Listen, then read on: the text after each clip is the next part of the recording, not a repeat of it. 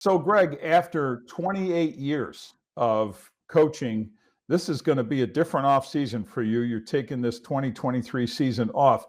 Give me a sense of, what you're going to be doing and what you're doing now. Well, like you said, it's a very, very different situation. So, during a regular year, I could pretty much any day of the year I could tell you what I was working on, and if you tell me what time of the day, I could tell you what I was working on any day of the year. It's so regimented. You get done with the season, and you're immediately into free agency. Your own team evaluation and free agency, then the draft, then playbooks and OTAs and whatnot, and then preseason, and then the season. So I'm trying to organize things here this year and take advantage of this time really to look at the NFL from 10,000 feet. Because you're in the forest, entrenched in the forest, so to speak, when you're working.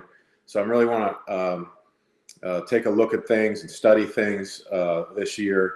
And I'm also going to have a hand with staying in touch with high school football and a college program as well. So I'm going to try to stay pretty busy. And obviously, this is a huge opportunity for me to spend a lot of time with my family. So really, that's it. And quite a big family that is, with a wide range of kids who are different phases of their lives.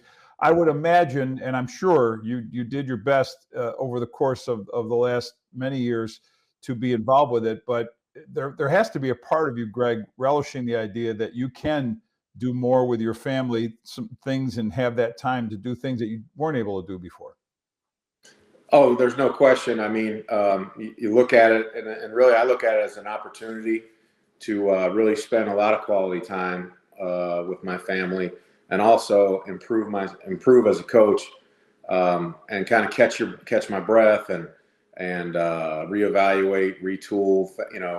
I'm a pretty creative person, so I'll be able to stockpile some new ideas and whatnot in my own head, but also through studying others. But I've always been able. The kids have always been a big part of, even as a coach. But the time away, it is what it is. So it's a good opportunity to really spend some quality time with everybody. How do you envision yourself watching games in this 2023 season? Have you contemplated what that's going to be like? Yeah, I mean, I'm looking at it a couple of different ways. I'm going to be working with a young man through the 33rd team, and we're going to really map out a schedule every week and projects each week. We'll pick some games and really look at them from an analytical coaching standpoint. And then there's me, the fan, which I'm kind of looking forward to be able to just kick back and watch some games, be a fan, yell at the TV, and do that as well. So, but I really think it's a great opportunity for me to look at, during the season, you're studying yourself and you're studying your upcoming opponent. Now I get to branch out a little bit and expand my lens, look at the whole league, look at different trends, see what people are doing, that kind of thing. In 28 years of coaching, there have been any number of opportunities for you to learn lessons along the way. So give me some highlights. I know it's probably a very long list, but give us a sense of the things that have stuck with you the most. Wow, that's a wide-ranging question, Vic. I don't even know where to start on that, but I'll start throwing things against the wall here. But I think it's really important in such a competitive environment, number one, that you always try to put your players' interests number one, and their health and welfare, and also developing them and pushing them and trying to take them to a place where they might not get on their own. So I think that's really the responsibility of a coach. The word coach comes kind of from the old English of coach was something you got on and like a bus or a trolley or whatever, and it would take you from one place to a place you wanted to go. And that's kind of how I look at it. A coach is you're trying to take somebody from where they are to where they want to go. And, I think that's a big part of it. Developing the individual as as a position coach, for example, and then as a coordinator or a head coach, then now you're developing the collective and the big group. But so I think that's really the main thing I think for young coaches is become an expert. Work tirelessly to understand so that you can impart wisdom and help people improve and take them where they want to go. I think it really is important for young coaches to be able to do that with individuals first, and then move into groups and then larger groups. But I think that's where it all starts is helping develop somebody in that regard. From a big picture standpoint, I really like to decide what I want it to look like and what the end point is and work backwards. I really think that's something that you need to have in mind at all times is really, what do I want this person, this unit, this offense to eventually grow into and look like? And then you work backwards from there, but you always keep that vision in your mind the whole time. Things are going to change and adjust along the way, certainly, but you always have that vision or that light in the distance that you can really focus on and get you back on course. So those are a couple things. I mean, I could go on and on. Well, let's do this, because one thing that we know from this business, it presents any number of ups and downs. Even in the best of circumstances, there are those challenges, right? And you have to weather those. So we think about it from a player's perspective, the injuries and other things and struggles. How about from a coaching perspective, you handling that? Like, what have you learned about maybe yourself in handling not just the tougher times, but the good times as well? Yeah, I mean, I think it really comes down to you got to have a routine and a set of philosophies and principles on how you do things, and you really don't deviate from that. No matter how much people are trying to tell you you're a genius or an idiot, you really doesn't. You got to stay centered and in your lane. You really can't pay attention to that. I mean, the NFL is such a all eyes are on it, so everybody's got an opinion. That's a good thing. You always want that, so you really can't deviate, and you really got to believe in your convictions. And as you move forward, because there's going to be noise everywhere outside, there's going to be good noise, bad noise. Week to week, it's going to change, but you can't change. You got to stay the same, and understand that's just part of it. But I think that's anything. I think character wins, and over time, like I've been in certain situations where our roster was what it was, and you just deal with that and you learn from it. Like when I was a young coach, coaching for an expansion Carolina Panthers I see you have Bill Polian's book there. He was our GM. Dom Capers and Vic Fangio, I worked for them starting out on the defensive side of the ball. And I just saw how those guys really, they just didn't even blink no matter what happened. Very impressive. And that always stood out to me. But as an expansion team and then moving on to the Houston Texans as an expansion team as a coach, you might not have the best roster, but those are when I learned my most valuable lessons, I believe, those first 10 to 12 years of my career, where you're battling, you're a little bit undermanned. You got to try to figure out ways to even the score, so to speak. And so those were really, really good experiences for me. Now, in your time in Baltimore, you had, of course, about as unique a quarterback with which to work in Lamar Jackson and his talent, his talents that go well beyond just throwing the football, of course, and the dynamic way he plays the game, probably unlike any other quarterback perhaps ever. So what was it like to design a scheme to take advantage of all that Lamar brings to the table? It's interesting because, no matter who you have as players, I think that's going to determine what direction you go in. And as a coach, it's your job to really decide, put the final stamp on, hey, we're going to go in this direction, we're going to go in that direction. And, for me, I've been around some really athletic quarterbacks, starting with Andrew Luck at Stanford and Alex Smith and Kaepernick at the 49ers and Tyrod Taylor with the Bills.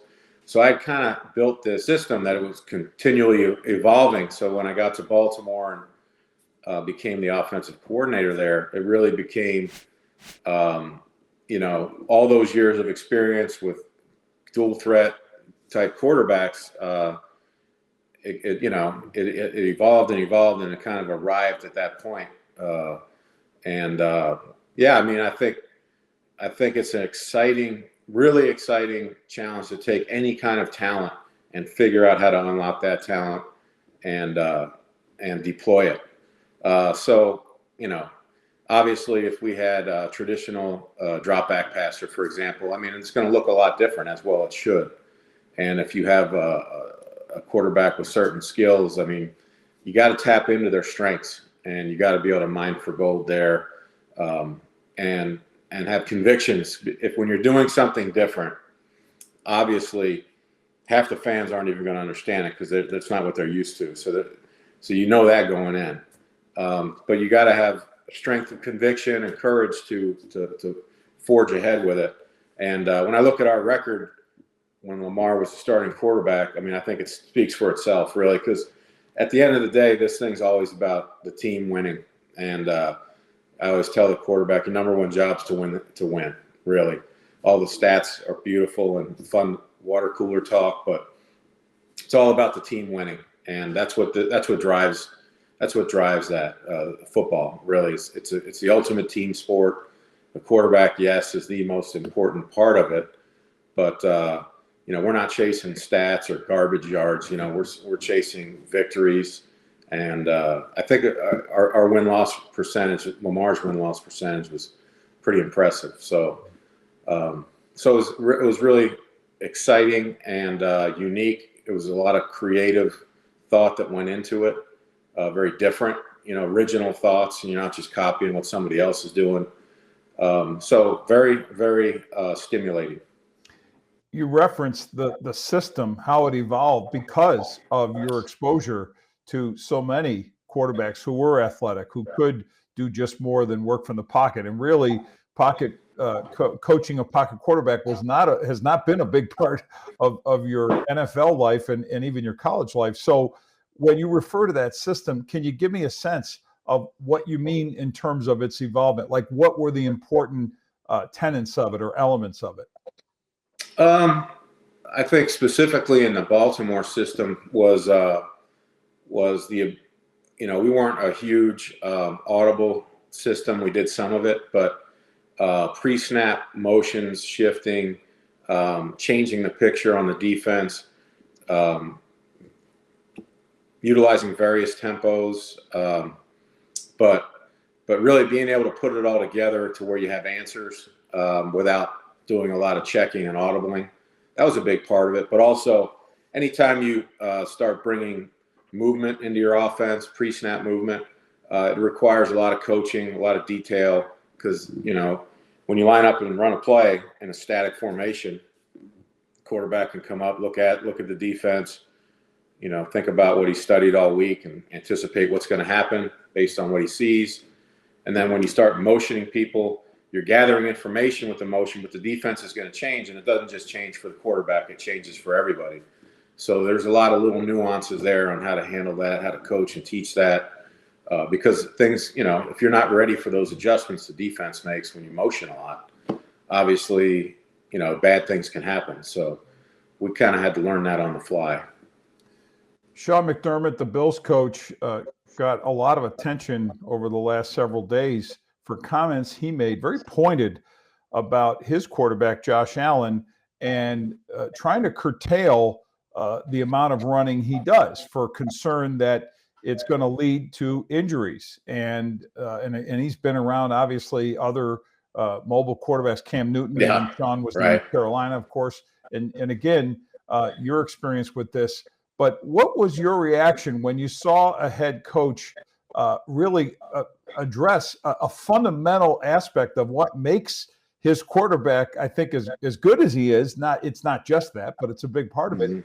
And to basically give this cautionary message about it. How did you react to that? I read it and I found it very interesting. And I do think it's such a delicate dance, and there's such a fine line involved there. And a lot of it comes down to the quarterback's instincts in the moment. So whereas they may not draw up as many design runs, he may decide to scramble more. And at the end of the day, he's running more. And he may be gaining more yards and first downs and points because of it.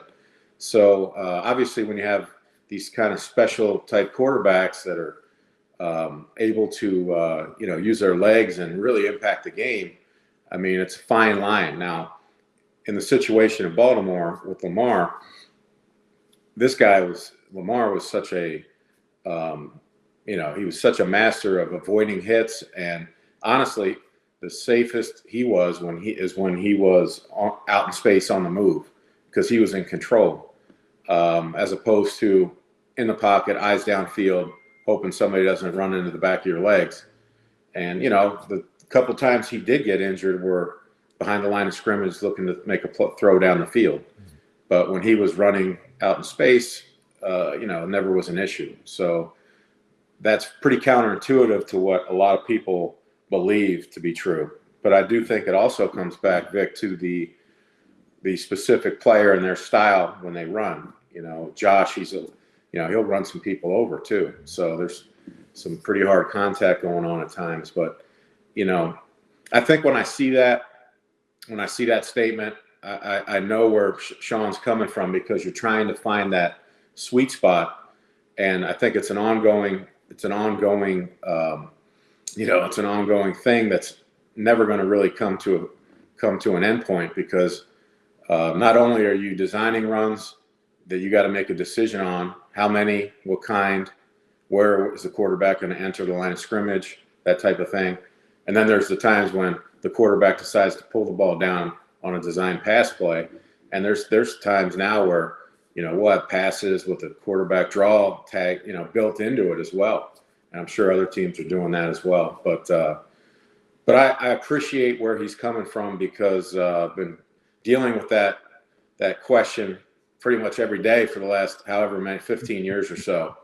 And I will say it's a valid point, but I think there's two sides to it, and there's a sweet spot that you're always trying to find. And Greg, it feels like, and you were saying a little bit earlier about how you're going to study this game, even in more of a 10,000 foot view during the course of this season. We're going to see more quarterbacks enter the league with those additional skills of mobility, and how the college game really also influences that. I mean, the top overall pick could very well be in Bryce Young, could very well be a guy who is about movement as well as anything else, moving around to find a place to throw, or just moving to try to move the sticks. So I don't think we're going to see less of this as the game evolves, right? Or what do you think? Correct. I mean, the really, really good pocket passer will always be valued. At some point, you've got to stand in the pocket and throw the ball and deliver it to win consistently, in a sustainable fashion. Week to week, it'll change how much you actually have to do that. But I think it's definitely trending in that direction. I don't think there's any doubt about it, that I think the opportunity now exists for these type, quarterbacks with these skill sets. There's much greater opportunity. Why? Because people have seen that it can work. People have seen now, oh, okay, this thing actually can work. Here's how you got to do it. You got to, you obviously got to look at it from a completely different vantage point. The way I see exactly what you see, I think more and more, and it's starting in the Pop Warner leagues, the high school, college, and, what players are exposed to through these years now is very different from a schematic standpoint than what they were 20 years ago. A guy coming out of college, for example, receiver, he might not know what an X and Z is. I lined up on the right, I was always lined up on the right, so that's a huge transition. Some guys that have only lined up on one side of the field. And Greg, I know in terms of your immediate future, and we are so happy about this, you're going to be making contributions to the 33rd team, your analysis, and I think that's going to be so valuable.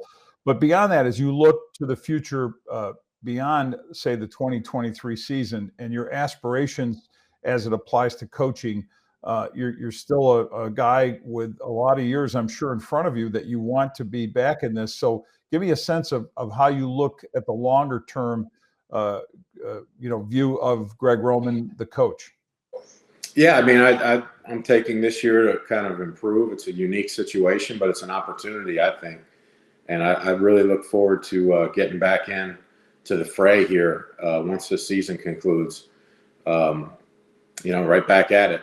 And, it's an interesting situation that I think, it could be a very positive thing. I really think it's going to help me improve as a coach. I'm going to use this time wisely to do so. And, definitely come back refreshed, recharged with a real good perspective on things, I think. So, I mean, I look at it as a real positive opportunity. And I'm also looking forward to getting back to work too with the team. So, yeah, in terms of that, is it so offensive coordinator? Is it head coach? Because your name has come up obviously in some of those scenarios. I know that's the ultimate thing every coach wants. Is that on your goal list? Yeah, I mean, I definitely think offensive coordinator is where I am best suited for. And if somebody were to interview me as a head coach and feel like it was a good fit, that would be a dream come true. But that's, whether that happens or not, that's really out of my control. So I try to focus on the journey, so to speak, and get back to coordinating an offense and putting a winning offense together. And hey, if that happens, that would be awesome. So, Greg, in the background, we see framed a jacket from your high school days at Holy Spirit. It was a state championship reward that you and your teammates received. And your wife, I know you said, had that framed for you. And obviously, it still carries so much weight. But in a career that has seen you make so much in the way of accomplishments that I think as a coach that you can be proud of, and I'm sure they all mean something special to you. But is there something that maybe stands out and you reflect on a little more special than others? Oh boy, obviously the relationships you build along the way and seeing your players succeed and doing, it's probably the greatest thing that you as a coach are. And the relationships with the assistant coaches and the hard work you put in together. But specifically about that, I mean, the win-loss record to me is the one that you really want to hang your hat on. And I feel really good about that. It's my time's coordinating an offense and trying to put a winning offense together. But, I think we set the record for the most games scoring 20 points or more in a row. That's pretty cool when you look back on that. The consecutive 100-yard rushing games. That's pretty special. We're tied with the 74 Steelers, 74 to 76 Steelers. So anytime you can, kind of hang out with groups like that, that's pretty cool. The all-time rushing record, I think, is also something that's pretty unique. Especially when you dovetail that. I think we set the all-time NFL record that year for time of possession, which our defense, I'm sure, was very thankful for. And I want to say yards per carry and all that, but it dovetailed with, I think we were the first and only team to ever rush for and pass for over 200 yards per game. And that's kind of the intent of that offense, really, was to be balanced and be able to attack a defense a bunch of different ways, but but with the foundation of it being a very strong running game. And who knew that the South Jersey kid at Holy Spirit would be part of all of that? But so happy for you, and I'm sure there's more success to come your way. Oh, thanks, Vic. I appreciate that.